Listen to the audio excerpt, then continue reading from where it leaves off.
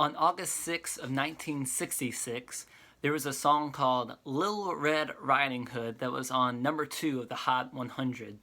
This was written by Sam the Sham and the Pharaohs, and it was written kind of about Little Red Riding Hood, but from the point of view of the wolf.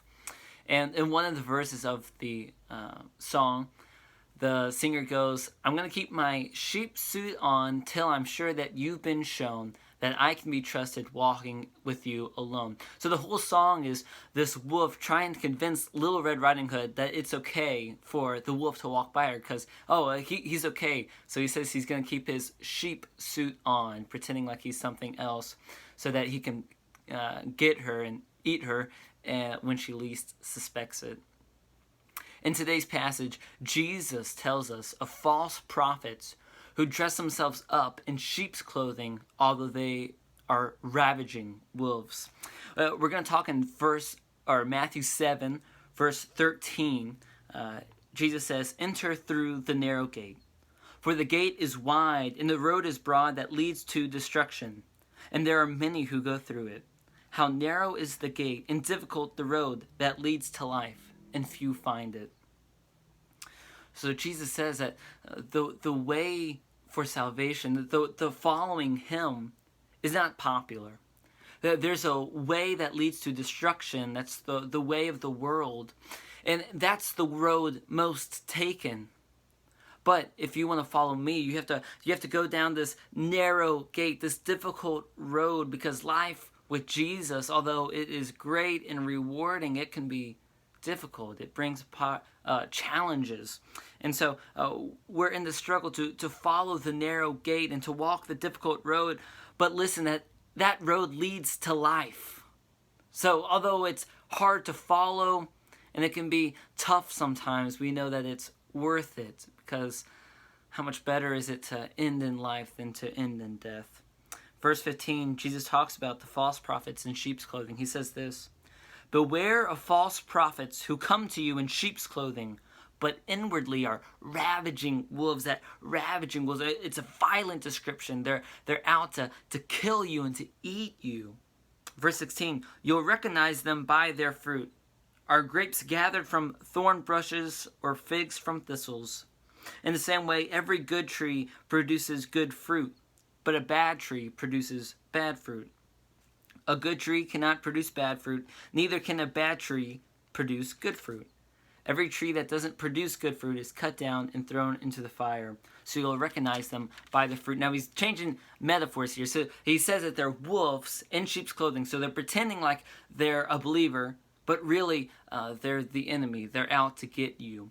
And he says if you want to know if someone is a real sheep or is a true believer or a false teacher, look at their fruit. And what he's saying is look at their life. Look at the way that they act. Are they acting in the ways of the fruits of the Spirit?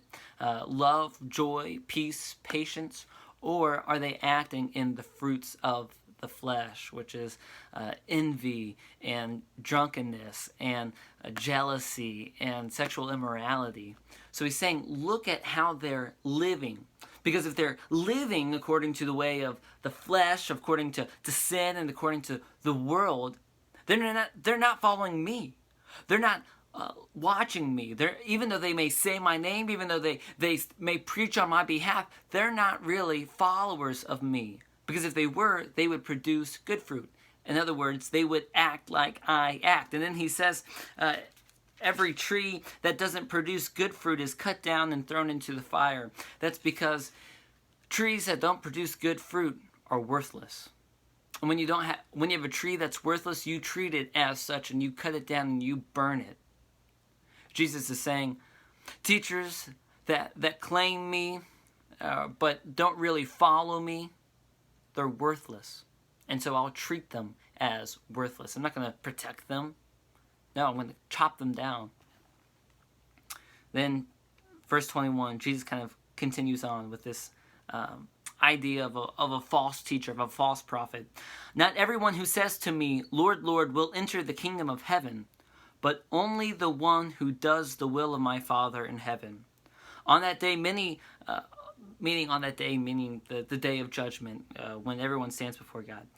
On that day, many will say to me, Lord, Lord, didn't we prophesy in your name, drive out demons in your name, and do many miracles in your name? Then I will announce to them, I never knew you. Depart from me, you lawbreakers. He's saying, listen, these people, they prophesy in my name. Really, that means just preaching. So they may preach in my name. They may drive out demons. They may do all these miraculous works. But even though they may do these things, that doesn't really mean that they love me. That doesn't really mean that they obey me. And listen to what Jesus says. I never knew you. There was never this personal relationship. They were never to combine together. They were never unified as we are when we become in Christ, when we follow after him, when we become his children. And then he says, depart from me, you lawbreakers. The truth of the matter is that we're all lawbreakers. We've all done wrong in the sight of God. But that's why Christ came. Christ came so that us who are lawbreakers may be known as obedient children to God. That although we can't help but break the law, we can't stop ourselves from sinning. We try, and that doesn't mean like we just, all right, well, just because, I can't be perfect, that means, I no longer have to try. No, that's not what happens. We can't just give in to sin and act like it's okay. We always want to fight it. But we also know that we can never really achieve perfection because we are imperfect.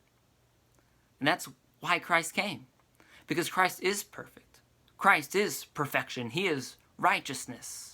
He's never sinned. He's never done anything wrong. So he lived on our behalf so that we who are lawbreakers may be excused and forgiven, and that Christ would pay our punishment. So no longer are we lawbreakers, but we are one with Christ. We are unified in his righteousness. But for the false teachers, that's not so.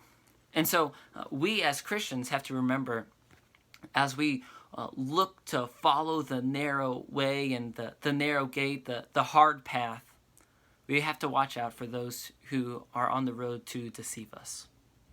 Those who are trying to steer us off to the broad road that leads to destruction. But thankfully, Jesus reminds us, listen, watch how they live. If they're living like me, that's proof that they really love me, that they're my own. But if they follow after sin and after the flesh, that's proof that they're not really a sheep that's being protected by the shepherd. They are a wolf trying to infiltrate my flock.